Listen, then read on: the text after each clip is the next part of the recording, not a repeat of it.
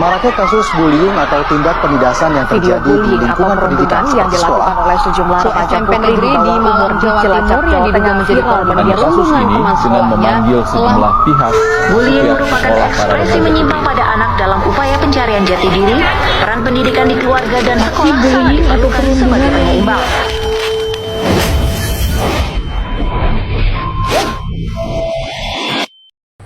Assalamualaikum warahmatullahi wabarakatuh. Perkenalkan, nama saya Eka Asriani dengan NIM 25040550017 kelas 1B Prodi Pendidikan Khusus. Pada video ini saya akan memaparkan laporan analisis sosio-antropologi pendidikan tentang kasus bullying di SMPN 19 Tangerang Selatan.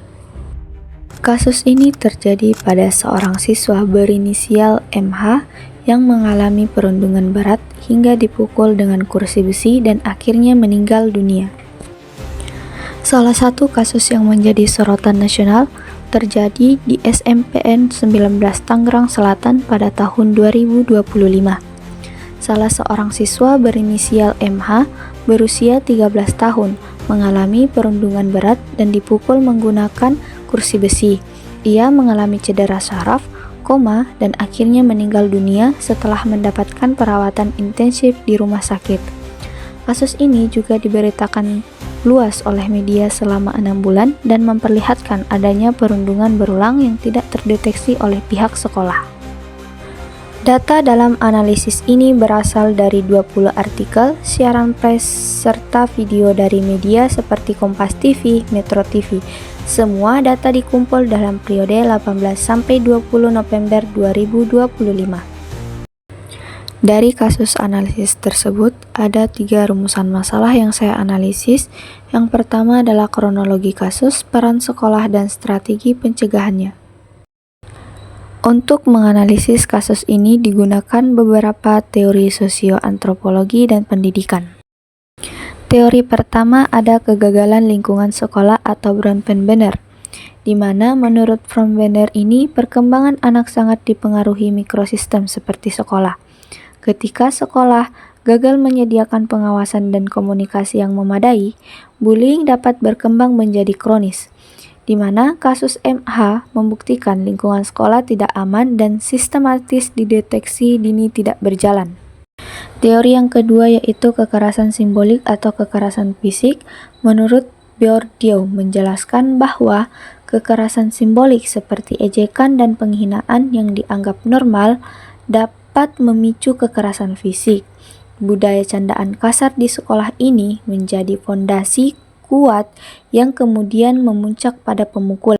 Teori ketiga yaitu pembentukan identitas, di mana menurut Mead, anak membentuk identitas diri melalui interaksi sosial ketika korban terus-menerus menerima perlakuan negatif, di mana ia memaknai dirinya sebagai target. Ketidakhadiran intervensi guru memperkuat pola ini. Teori keempat, lemahnya kontrol sosial institusi. Hirsch menyebut perilaku menyimpang muncul ketika kontrol sosial melemah.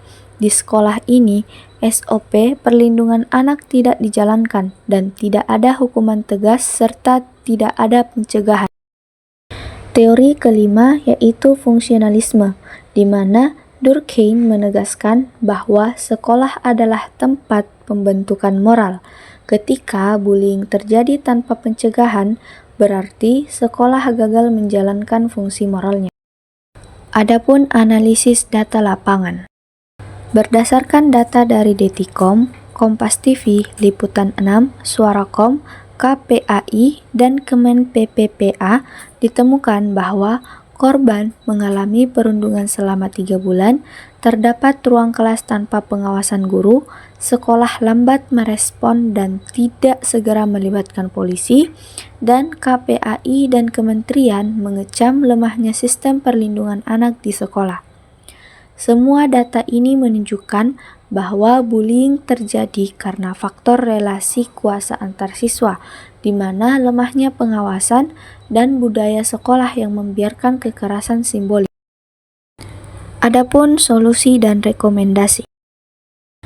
Solusi yang pertama yaitu ada Satgas Anti Bullying di sekolah, di mana Satgas ini melibatkan guru, BK, komite sekolah, dan siswa, di mana tugasnya ini mencakup pencegahan, intervensi, dan pendampingan korban. Adapun solusi yang kedua yaitu pelatihan deteksi dini bagi guru dan BK, di mana guru harus mampu membaca perubahan emosi, perilaku, dan interaksi siswa sebagai tanda awal bullying.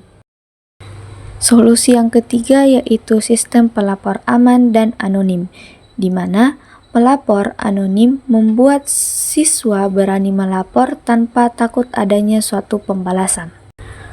Adapun solusi yang keempat yaitu audit keamanan sekolah, di mana zona rawan harus ditetapkan, pengawasan perlu diperketat, dan SOP patrol wajib diterapkan. Adapun kesimpulan dari analisis kasus bullying, dapat disimpulkan bahwa kasus di SMPN 19 Tangerang Selatan bukan hanya tindakan kekerasan sesaat, tetapi merupakan proses perundungan yang terjadi dalam waktu lama. Sekolah gagal memberikan ruang aman bagi siswa sehingga gagal melakukan deteksi dini dan terlambat dalam merespon. Adapun refleksi dari kasus bullying di SMPN 19 Tangerang Selatan. Melalui analisis ini, saya belajar bahwa bullying tidak boleh dianggap masalah kecil. Guru, sekolah, orang tua, dan masyarakat harus berperan aktif dalam menciptakan ruang belajar yang aman.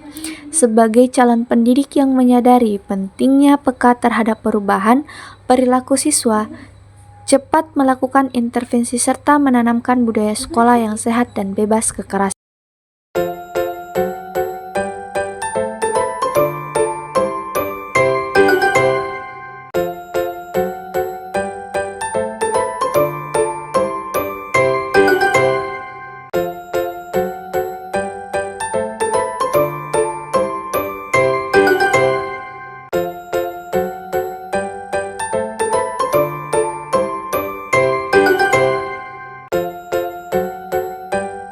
Dilakukan di lingkungan sekolah.